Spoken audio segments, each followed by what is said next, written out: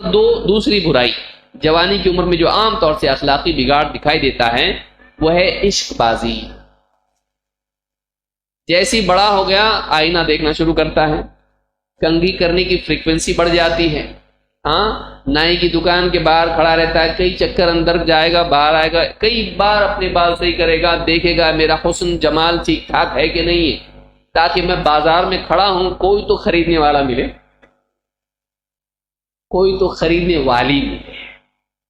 جو قوم ایسی ہو جائے کہ نمائش کے لیے باہر کھڑی ہو، جس کی جوانی اللہ کے حکموں کو پورا کرنے، گھر کی ذمہ داریوں کے نبھانے میں جانی چاہیے، اگر وہ بازار میں نمائش کی چیز بن کے کھڑا ہو، ایسی قوم کیسے ترقی کرے گی؟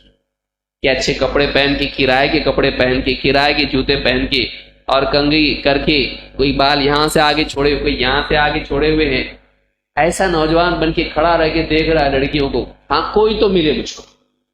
اور ایک پر کفایت نہیں ہے، بلکہ کیا ہے، جو جا رہا ہے ہر لڑکی ہر ایک پر فدا ہے اور چاہتا کہ ہر ایک مجھ پہ فدا ہو جائے. کالجوں کے باہر جا کے پڑھا لکھنے کی تو توفیق ملے ہی نہیں. ہاں 10ویں فیل ہو گیا، لیکن کالج کا شوق کیوں ہے؟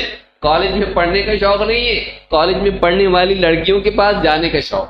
اسے آپ کو دکھائی دے گا مسلم کالجز کے باہر، غیر مسلم کالجز کے باہر مسلمان لڑکے جو ان پڑھ ہوتے ہیں کسی دوست کی بائک لے کے جا کے کھڑے ہوں گے اور ایسا ہاتھ جیب میں ڈال کے لڑکیوں کو چھیڑیں گے. یہ جو چیز ہے بہت گندی ہے، یہ اچھی چیز نہیں. مسلمان بچیاں جو برقعے والی ہیں ایسے کے بھی پیچھے پڑ رہا ہے، بے برقعے والی ان کے پیچھے پڑ رہا ہے، چاہ رہا ہے کہ وہ میرے پیچھے آئیں، اور ایک نہیں دو دو تین تین لڑکیوں کو چھیڑ رہا ہے، اور آپس میں دوستوں میں فخر کرنا کہ میرا 2-3 سے بھیڑا ہوا معاملہ. اور لڑکیوں میں بھی اس طرح کی چیزیں دکھائی دیتی ہیں. ماں باپ نے موبائل فون دے دیا تاکہ حفاظت ہو، کبھی بھی ایمرجنسی آئے تو فون کرو. لڑکیاں آپ دیکھیں گے راستے سے چلتے چلتے فون کرتے جا رہی ہیں، اور بات آپ سنیں گے تو آپ کو محسوس ہوگا کہ ماں باپ سے بات نہیں کر رہی ہے، بھائی سے بات نہیں کر رہی ہے، یہ بھائی سے بات نہیں کری، یہ بات بھائی سے نہیں ہوتی ہے. بس اسٹاپ پہ کھڑی بچیاں ہوں گی، واٹس ایپ پہ گروپس میں دوستوں کے ساتھ میں کیا کیا شیئر کر رہی ہیں. یہ عشق بازی کا جو جنون ہے اس عمر میں زیادہ ہوتا ہے، اور وہ لٹے پٹے بعد میں پھر نکاح ہو جاتا ہے. دل کئی جگہ اٹکا ہوا پھنسا ہوا ہوتا ہے کانٹوں میں، اور اس کے بعد پھٹ پھٹا کے دل جو ہے ایک نکاح ہو جاتا ہے. اس زندگی میں کبھی سکون نہیں ہوتا ہے، اس زندگی میں کبھی شوہر کے ساتھ بیوی کلیئر نہیں ہوتی اور بیوی کے ساتھ شوہر کلیئر نہیں ہوتا ہے.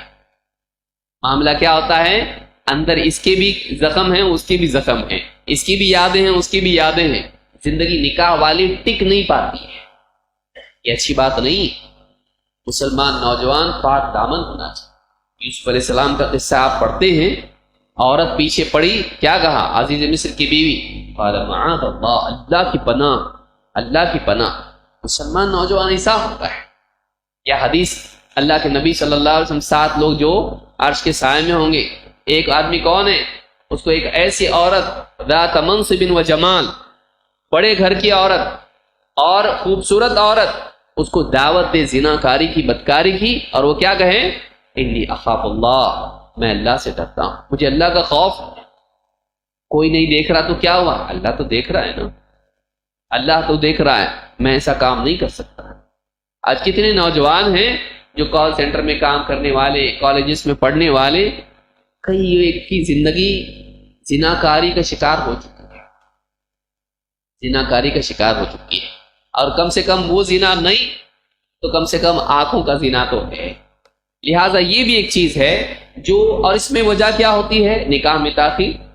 پڑھ رہا آگے بڑھ رہا، پڑھائی میں تو آگے نہیں بڑھ رہا ہے، بہت سارے دوسرے کاموں میں آگے بڑھ رہا ہے. بچیاں بھی پڑھ رہی ہیں، کچھ بننا چاہتی ہے، اپنے پاؤں پہ کھڑی ہونا چاہتی ہے، وہ پاؤں پہ کھڑی نہیں ہوتی، وہ پروں میں اڑنا شروع کر دیتی.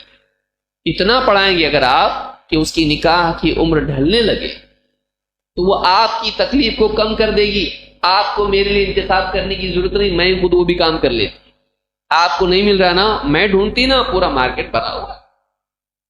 وہ اپنے لیے خود انتخاب کرے گی. اور کبھی ایسا بھی ہوتا ہے کہ وہ انتخاب مسلمان کا بھی نہیں کرتی. آج آپ کو میڈیا میں عام طور سے دیکھنے میں ملے گا، مسلمان بچیاں ہیں، کالج میں پڑھ رہی، پڑھنے کے بعد جاب بھی کرتی، پڑھنے کے بعد جاب بھی کرنے لگی. اس کے بعد کیا ہوا؟ پھر اس نے اپنے لیے انتخاب کر لیا. کس کا کیا؟ جانی کسی کا بھی کر لیا.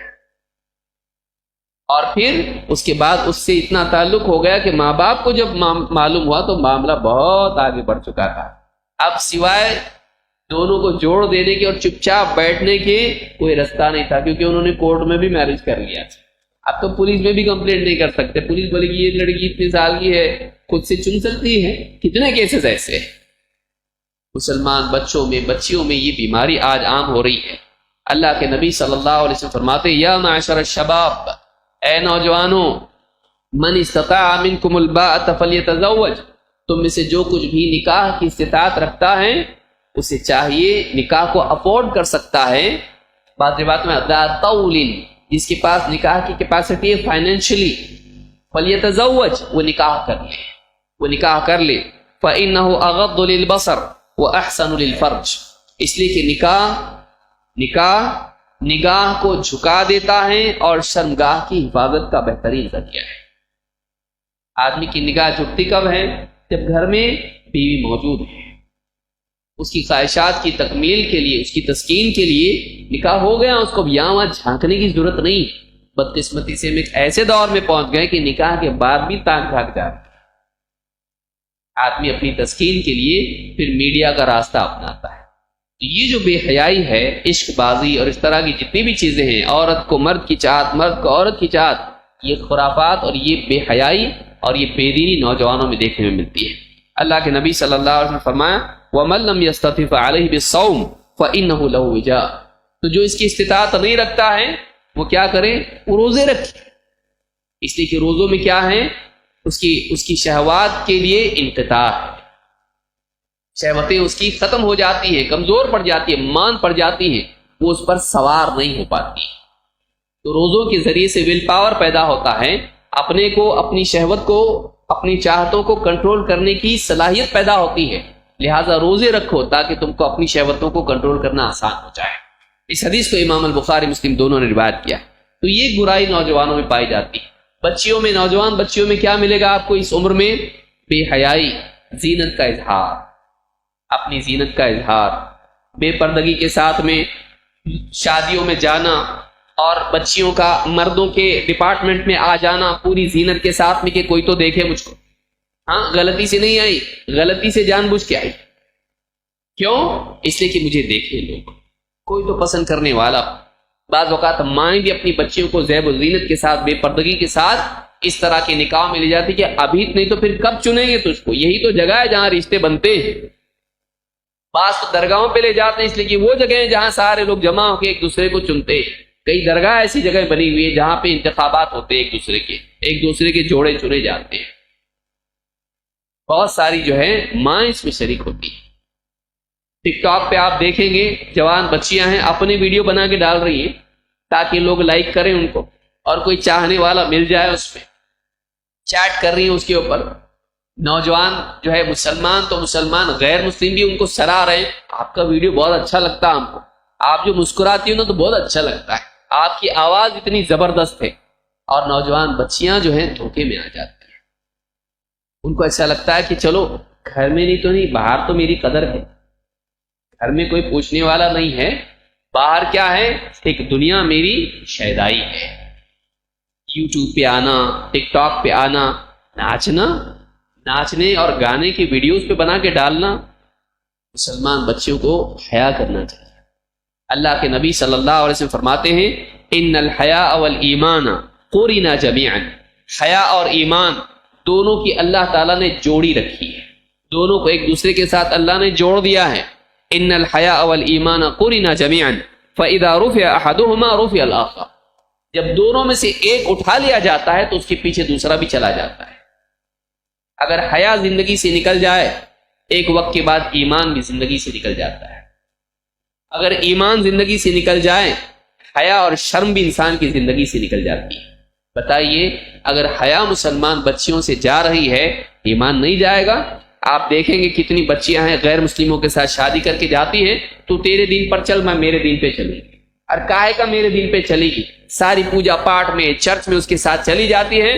بچے پیدا ہوتے ہیں کہ میں دائیں جاؤں کہ بائیں جاؤں، ان کی زندگی ہمیشہ وہ کنفیوژن کے ساتھ جیتے ہیں، پھر نہ وہ ان کے رہتے ہیں نہ ان کے رہتے ہیں، اور وہ بد اخلاقی کے راستے پر ان سے تیز دوڑنے والے بن جاتے ہیں، پوری نسل تباہ ہو جاتی ہے۔ ماں باپ کی زندگی ذلت میں، بھائیوں کی زندگی ذلت میں گزرتی ہے، پوری بستی میں وہ شرمسار ہو کے زندگی گزارتے ہیں، وہ کبھی اٹھ نہیں پاتے۔ لہذا مسلمان بچیاں خاص طور سے پردے کا اہتمام ان کی زندگی میں ہونا چاہیے، بے پردگی مسلمان بچیوں میں نہیں ہونا چاہیے۔ آپ کی زینت سارے گاؤں کے لیے، بازار کے لیے نہیں، آپ کی خوبصورتی ایسی چیز نہیں جس کی نمائش سارے بھیڑیے اور چیتے اور چیل کوے آپ کی جو ہے زینت سے استفادہ اپنی شہوت کو بجھائیں۔ آپ فلم اداکارہ نہیں کہ ہر ایک اپنی ہوس اس کو دیکھ کے پوری کرے۔ مسلمان بچیوں کی اپنی ایک سیلف ریسپیکٹ اس کا ہونا چاہیے، میری زینت سب کے لیے نہیں، میری زینت میرے شوہر کی، مجھے اگر پردے کے علاوہ اگر کوئی دیکھے گا میرے گھر والے دیکھیں گے، میری زینت کو اگر کوئی دیکھے گا میرا شوہر دیکھے گا۔ یہ نہیں کہ سارا بازار میری زینت کو دیکھ کے اپنی دل کی بھڑاس نکالے، اپنی ہوس پوری کرے۔ مسلمان بچیاں اتنی سستی نہیں ہے، وہ بہت قیمتی۔ اللہ کے نبی صلی اللہ علیہ وسلم نے کیا فرمایا تھا؟ یہ دنیا ایک متاع ہے، اور اس متاع میں سب سے قیمتی متاع ہے کہ نیک عورت ہے۔ سارے خزانوں سے بڑا خزانہ نیک عورت ہے، اس کو خزانے سے تشبیہ دی۔ یہ نہیں کہ وہ بالکل گری پڑی چیز ہو کہ کوئی بھی آدمی اس کو اٹھا کے اپنی چاہت پوری کر لے، نہیں، مسلمان عورت کو اپنا مقام معلوم ہونا چاہیے۔ تو یہ بھی ایک چیز آپ کو دکھائی دے گا کہ مسلمان بچیوں میں بے حیائی دکھائی دیتی ہے۔ اللہ کے نبی صلی اللہ علیہ وسلم کی ساری بچیوں کی بات میں نہیں کر رہا ہوں، لیکن ایک اچھا خاصا طبقہ ہے جو میڈیا کے فروغ کی وجہ سے اس کا شکار ہو رہا ہے۔ اللہ کے نبی صلی اللہ علیہ وسلم فرماتے ہیں سیکون آخر امتی نساء کاسیات عاریات، میری امت میں بعد کے دور میں ایسی عورتیں آئیں گی جو لباس پہنے ہونے کے باوجود بھی لوگوں کے سامنے گویا کہ برہنہ ہو، پہننے کے باوجود بھی ایسی ہوں گی جیسے پہنی ہوئی نہیں ہے۔ علی رؤوسہن کاسنمۃ البخت، ان کے سر ایسے ہوں گے جیسے کوہان جو اونٹ کی مائل کوہان کی طرح ہو۔